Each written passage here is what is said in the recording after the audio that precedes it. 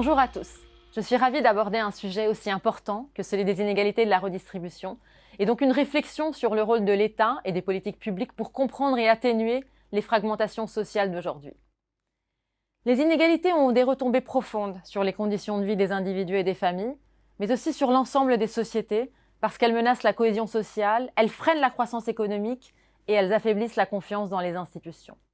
La plupart des pays avancés, notamment européens, adoptent un éventail de politiques publiques redistributives qui visent à réduire les inégalités des revenus dans la société et ses retombées négatives à long terme sur le progrès économique. Par exemple, les régimes de protection et d'assurance sociale sont financés par les transferts monétaires et la fiscalité progressive sur le revenu. Ces mesures sont destinées à remédier aux inégalités en redistribuant les revenus entre les ménages les plus aisés, les plus vulnérables et entre les générations.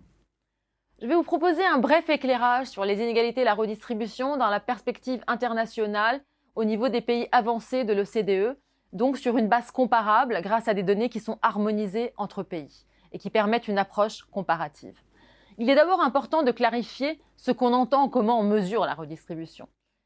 Chez nous, les économistes, la redistribution est mesurée par l'ensemble des transferts publics qui affectent le niveau de vie des ménages, à la hausse à travers les prestations qu'ils reçoivent et à la baisse à travers les prélèvements dont ils s'acquittent.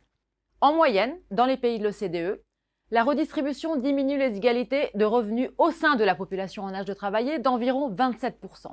Mais cette moyenne cache de fortes disparités entre pays. Par exemple, on va d'environ 17% aux États-Unis et au Japon à environ 37% en Irlande et en Belgique. La France, elle va se situer dans une fourchette haute, c'est-à-dire autour de 32% juste après le Danemark. Dans la plupart des pays, et notamment en France, ce sont les transferts sociaux monétaires, comme les minima sociaux, les primes d'activité, les aides au logement, les prestations familiales, qui vont jouer le rôle le plus important que les prélèvements obligatoires directs, comme l'impôt sur le revenu, les cotisations sociales et contributions sociales, pour la réduction des inégalités. Et en fait, l'ampleur de la redistribution est encore plus élevée dans une conception élargie, où l'on tient compte aussi des prélèvements indirects comme la TVA, mais surtout du bénéfice que retirent les ménages des transferts sociaux en nature, l'éducation, la santé et le logement, et des services publics collectifs, la défense, la police et la gendarmerie par exemple. Dans cette conception qu'on appelle élargie, dans le cas de la France, l'INSEE estime que la redistribution est beaucoup plus élevée que dans un cas monétaire uniquement, et provient en premier lieu des transferts en nature, par exemple l'éducation et la santé, suivis des transferts monétaires. Et pourtant, la perception est autre. Selon l'enquête de l'OCDE qui s'appelle « Des risques qui comptent », la moitié des personnes interrogées en France n'est pas d'accord avec l'affirmation « J'estime que je reçois une part équitable des prestations publiques compte tenu des impôts et des cotisations sociales que je paye ou que j'ai payées dans le passé ». En fait, cette proportion est bien plus significative, bien plus basse dans d'autres pays avancés, lesquels sont eux-mêmes moins redistributifs que la France. Par exemple, le Royaume-Uni, mais aussi l'Allemagne. Et donc, quel sera mon propos pour essayer de comprendre pourquoi ? Pourquoi est-ce qu'il y a une différence entre la perception et la réalité ?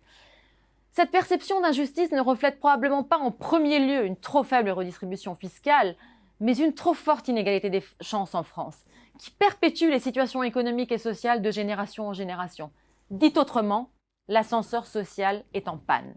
Cette inégalité des chances ne frappe pas uniquement les ménages les plus pauvres, elle affecte aussi en partie les classes moyennes, ce qui nourrit d'autant plus un sentiment de mécontentement.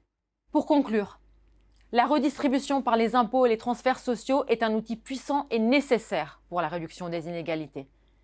Mais cet outil ne suffit pas à contrer les inégalités des chances liées aux milieux socio-économiques ni les inégalités territoriales. Redonner la possibilité à chacun de réussir passe par un effort des politiques structurelles, notamment dans le domaine de l'éducation et de la formation, pour assurer que chaque citoyen, chaque enfant ait la chance de progresser grâce à l'enseignement, la formation, dès le plus jeune âge, mais tout au long de la vie, pour que chaque adulte qui manque une marche ait une chance de se rattraper. C'est un enjeu crucial, autant social qu'économique. Pour prospérer, nos économies ont besoin de s'appuyer sur tous les talents. Adopter des politiques qui ne laissent personne à la traîne est aussi un impératif social. Enfin, rétablir la confiance dans nos institutions et nos sociétés est un impératif politique. C'est là tout l'enjeu de la croissance inclusive. Merci beaucoup.